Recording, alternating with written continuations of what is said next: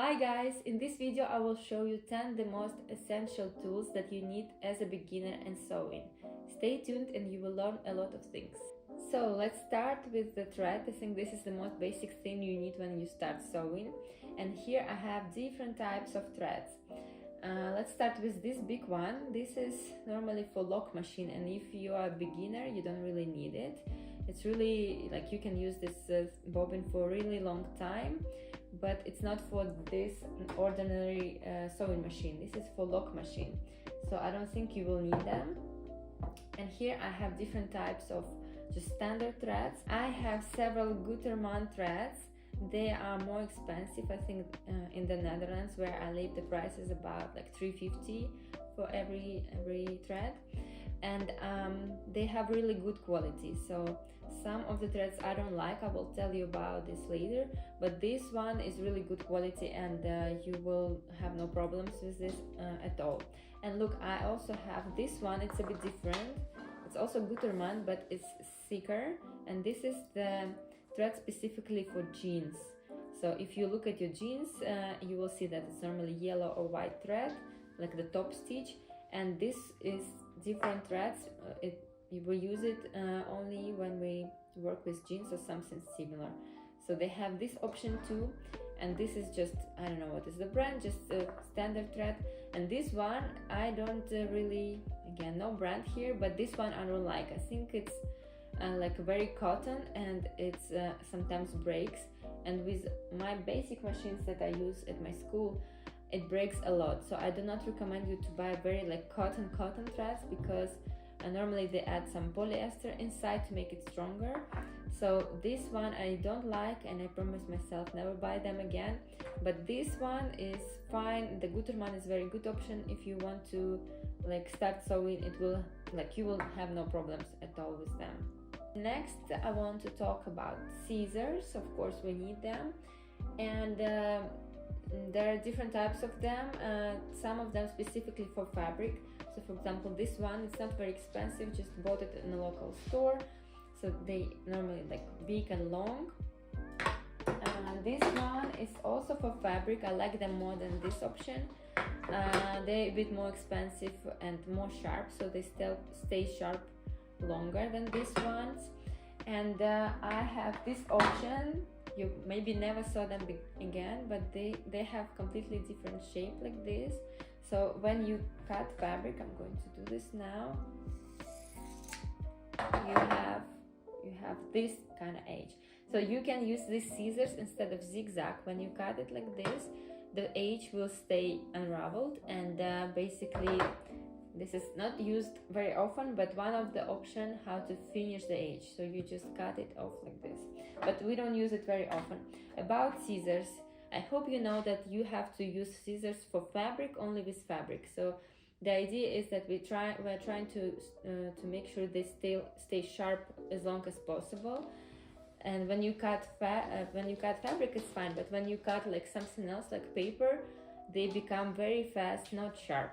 So make sure you only work with fabric, and you have separate scissors for like cutting out the other things, and these are only for fabric. And when you cut out the fabric, it's important that the fabric is on the floor. I'm going to show you small tricks. And of course this big space is for 4 fingers, and this one is for big finger, and this bottom part should be on the table. When you cut it like this, the cut will be straight. I'm going to show you like this, because it's a bit harder to cut straight when you keep it in the air. So the line will be like this. Try to keep it on the table, this part, and it will look much nicer. And next thing that we need is measure tape, because when you buy patterns, if you're a beginner, most likely you will do not make your own patterns, but you will buy patterns. And even if you make your own patterns, you need to measure yourself. So this is just standard measure tape. It's normally 1.50 meters. So we normally need 3 measurements: bust, waist, and hips. And the most important, that the measure tape, when you measure yourself, is horizontal. It's parallel to the floor. So for example, if I want to measure my bust, I don't see myself. Normally you need to ask somebody to measure you or look in a mirror. So you measure the biggest part, and it's important then that the back part is not going up or down, but it's really parallel to the floor. This is the most important rule when you measure yourself. So I don't see myself, but I hope it's more or less parallel to the floor. Make sure it doesn't go down like this, because it will be longer than it should be, or it doesn't go up. It's just parallel, and you measure yourself. This is like the common rule that we have when we do this. Next, what you need is chalk. So I have it in different colors, depends on the color of your fabric. Yeah, there's many types of them now, but I use just basic one. I don't even have some other examples, but yeah, you just draw the line like this. And one thing I want to show you, how to make them sharper, because look, this yellow one, I made the line and the line is like 2 centimeters wide. When we draw the line, we want it to be a little bit tiny, you know, like sharp. We're going to use scissors, but not the one that you use for fabric. And this is just paper scissors that I never use with fabric. And you need some kind of box. And you open it up like this. And with the sharp side, we just remove the top layer. And we leave only tiny piece here. So the line that we draw will be thinner, okay? Yeah, it's much nicer now. So this is the way how you can make the chalk sharper. Next is seam ripper. So I have 3 of them. They can be different. I have just different type, but the idea is the same. It's basically different colors or shape, but the idea is the same. We use seam ripper to open up the stitch. For example, something went wrong, you stitched wrong side or wherever, and you use the seam ripper to open the stitch. So I just use it like this. So the inside part here, it's very sharp, it's like a knife, and you just pick up the stitch and cut it like this. You can also open this and stretch it out, and then you see more thread, and you can cut the stitches this way. So just stretch it. You see I see the black thread here, and I just keep cutting the thread.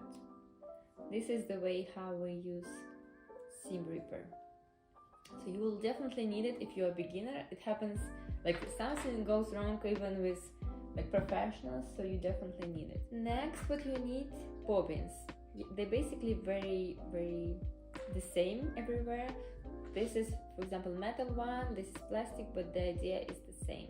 And in my previous video, I showed how to thread the machine, and I showed different types of machine with top load bobbin and with front load bobbin. You can check this out, and I explained there what to do with the bobbin if you have these 2 different machines. Let's go to the pins. I just use this brand that I buy in a local store. Nothing special. I have a mix of everything here because I use them a lot. So I prefer the one that do not have anything at the end, because when I stitch, I do not remove my pins, and for me it's much easier. So I just stitch on top of the pin, and for me it's easier that I don't have this volume on this side. So for me they're perfect, and also nothing special. If you like the ones with this kind of ending, use them, but I prefer this one. This is my like personal thing. One more thing I want to show you. This is thread scissor. So it's not necessary to have it. I use it sometimes, but not often. And it's like small scissors. So it's used to cut the thread. For example, you finish the stitch and you cut the thread. It's faster and easier than with scissors. But I just got used to use scissors basically. The idea is the same. It's just a little bit faster and easier to cut with this. Next one, what I want to show you is needles. So I have this set with different sizes of needles. This is like, you can have small needles, you can have like really big eye of the needle. You sometimes need this kind of needles. So also nothing special. I think they're all more or less the same. and I cannot really recommend you any brand. They're all fine to me. So here I have 30 needles of different size. It's really nice to have this kind of set at home. One thing that you, of course you will need is the ruler. So I just have the standard ruler, just the normal one that we use at school, and this one is specifically for tailors. I will leave the link to this ruler, it's really nice, in the description, so you can buy it. The idea is that we have standard distance 1 centimeter seam allowance, and it's really easy to use this one because you have like marked 1 centimeter here. For example, if I want to make a stitch here, I need to make a line with distance 1 centimeter, and I take this chalk and I have here like a lot of lines, and the 1 centimeter is this one, so it's like the second line. Every line is 5 millimeters, so the second one will be 1 centimeter. And what I do, I just make sure my second line is matching my edge of the fabric, and it's really fast to draw the line like this. So it's much faster with this ruler. Mark this seam allowance, and you just stitch in following this line. You can use this one, but it doesn't have this kind of lines, so you can a bit like change this ruler. What I do, I just mark 1 centimeter here, so here 1 centimeter we have, and just attach like a tape or something, like a piece of paper here. I just have the line here with distance 1 centimeter, and when I want to mark 1 centimeter, I make sure this white line is matching my edge, and the same way I mark it very fast, so I don't have to mark 1 centimeter here, 1 centimeter here and connect it. You just make it in one movement, just one line, and this is it.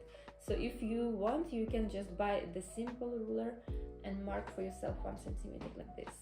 I hope you enjoyed this video and learned a lot, and don't forget to subscribe to my channel because I'm going to record more videos like that, especially for beginners. And don't forget to follow me in my Instagram, TikTok, because I'm posting sewing tutorials there twice a week. And I hope you like this video. Please don't forget to subscribe and like this video. Hope to see you in my next videos. Bye bye.